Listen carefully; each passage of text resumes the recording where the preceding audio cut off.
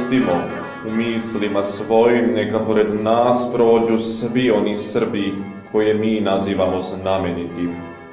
Sve njih mi ćemo predusresti sa više ili manje poštovanja, razlikujući se u oceni njihovih dela i njihovog karaktera.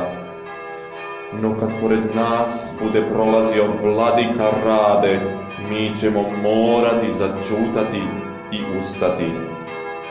Začutati, jer ko bi od nas mogao naći za nja podesnu pozdravnu reč u momentu kad nas on sa visine svoje figure pogleda svojim kao dubina morska tamnim očima. Ustati, jer kako da sedimo kad smo maleni pred njim i kad ustanemo? I kad on bude prošao mimo nas, naš pogled će ga još dugo pratiti, tako da će mnoge velike seni koje njemu budu sledovale ostati od nas nezapažene.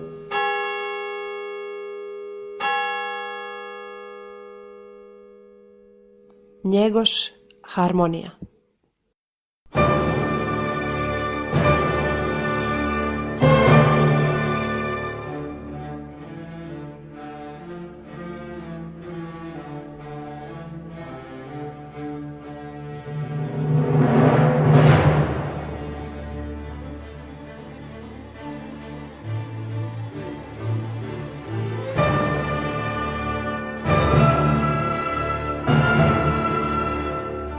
Petar II. Petrović Njegoš bio je jedan od najvećih srpskih pjesnika i filozofa.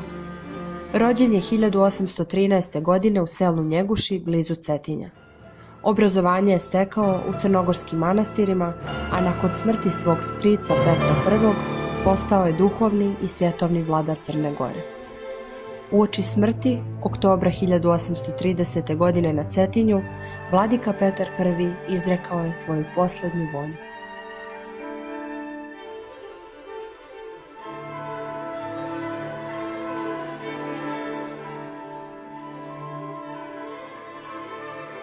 A ja, na moje mjesto, nasljednikom i upraviteljem od svega mojega, narodskoga i crkvenoga, činim i ostavljam sinovca mojega Rada Tomova, u kojega se nadam da će biti čovjek od posla i od razuma, koliko je preblagi Otac nebesni blagoslovio podariti i kojega Bogu i caru našemu i svemu narodu crnogorskom i brdskom na vijek preporučavam svijem srcem i svom dušom.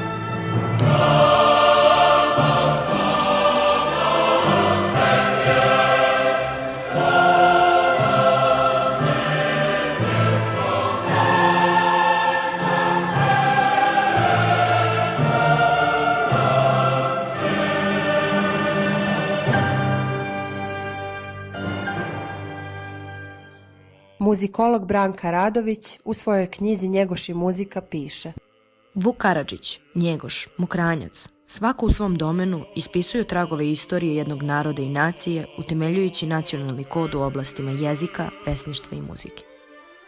Godine 1846. Njegoš završava svoju grandioznu epsku poemu Gorski vijenac, simbol crnogorskog junaštva, podviga i slave. Djelo je nastalo u vrijeme kada je Turska pokušavala da slomi svaki otpor i mogućnost pobune u Crnoj Gori.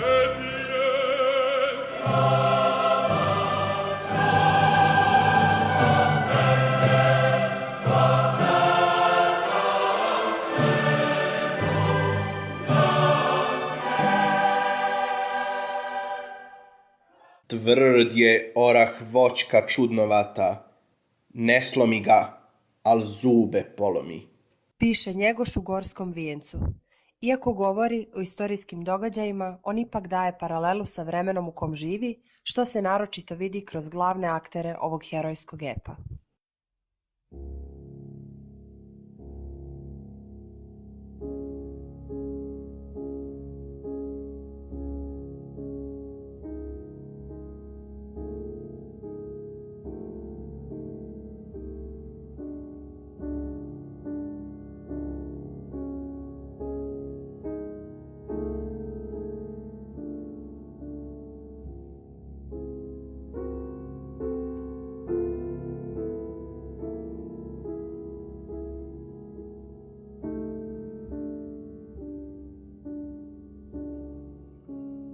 Što je čovjek?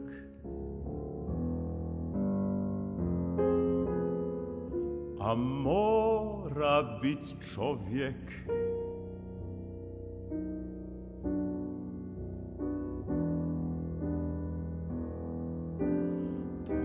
Tvarca jedna te je zemlja vara, a za njega vidi nije zemlja.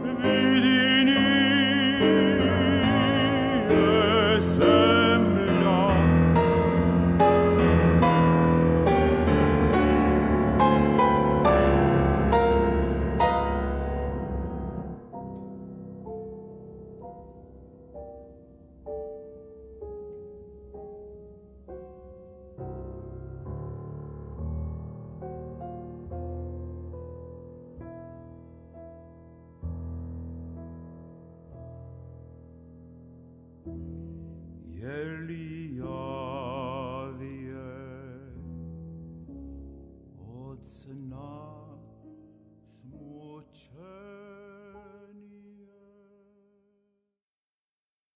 Što je čovjek, a mora bit čovjek? Tvarca jedna te je zemlja vara, a za njega vidi nije zemlja. Je li javje od sna smućenije? Ime česno zaslužili na njoj, on je ima rašta polaziti, a bez njega u što tada spada? Riječi su igumana Stefana, filozofskog glasa u Vijencu, a samim tim i filozofske prirode Njegoša. Vladika kao čovek, kao mislilac, pesnik, kao vladar, birao je slobodu po cenu sreće svoje i svoga naroda, pa ponekad i po cenu pravde. Vladika je bio genij slobode, jedan i nedeljiv u njegovom slučaju. Govori Isidora Sekulić, velika srpska književnica. Glavni lik Gorskog Vijenca, Vladika Danilo, predstavlja Njegoševu vladarsku i energičnu figuru. Vladika je usamljen i potrešen stanjem u državi. On je prije svega humanista, protivnik svakog tirijanstva, koji kaže: Vuk na ovcu svoje pravo ima, kad tirjanin na slaba čovjeka, al tirijanstvu stati nogom zavrat, dovesti ga k poznaniju prava, to je ljudska dužnost najsvetija. Ipak, posle svih pokušaja, borba je neizbježna. Neka bude borba neprestana, neka bude što biti ne može, nekad proždre, pokosi satana, na groblju će iznići cvijeće za daleko neko pokoljenje.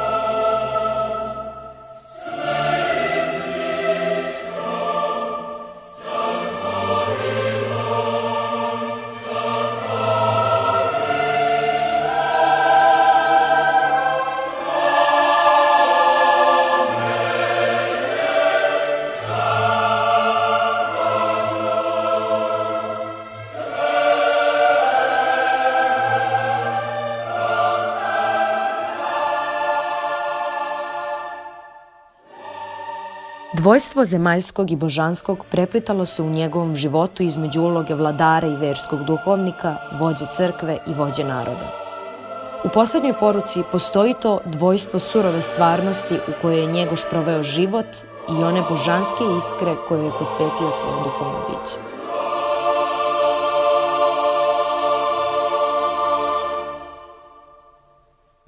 Ovako je govorio Miloš Crnjanski.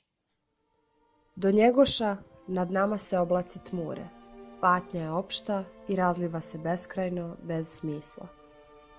Širim užasnu zenice i ne mogu dno da sagledam. Tad, kao zavesa spadaju nebesa i lovćen se pojavi. Njegoš sja usamljen u suncu nad morem. Izlazi iz tame prva svest. Veliki kao i Eshil menja nas, izvodi pred ono što je nepoznato i neviđeno, svemoguće i svud prisutno, neshvatljivo i neprolazno.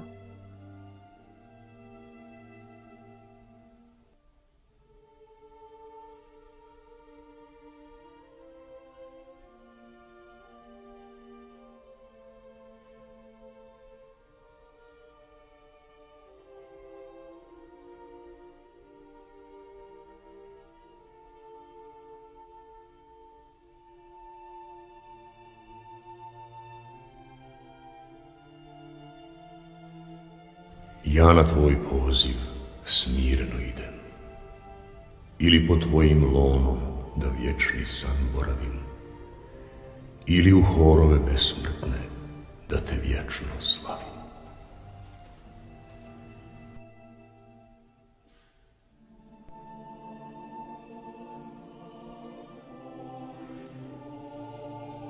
Ja na tvoj poziv smireno idem, ili pod tvojim lonom da vječni san boravim, ili u horove besmrtne da te vječno slavim.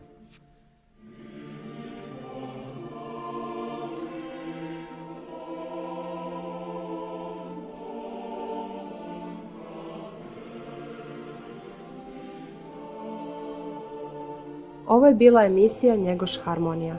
Realizaciji su pomogli studenti Filološko-umetničkog fakulteta iz Kragujevca: Jelena, Tamara, Srđan, Stefan i Predrag.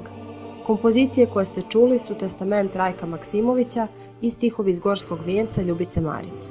Emisiju je uredila i vodila Milica Milanić.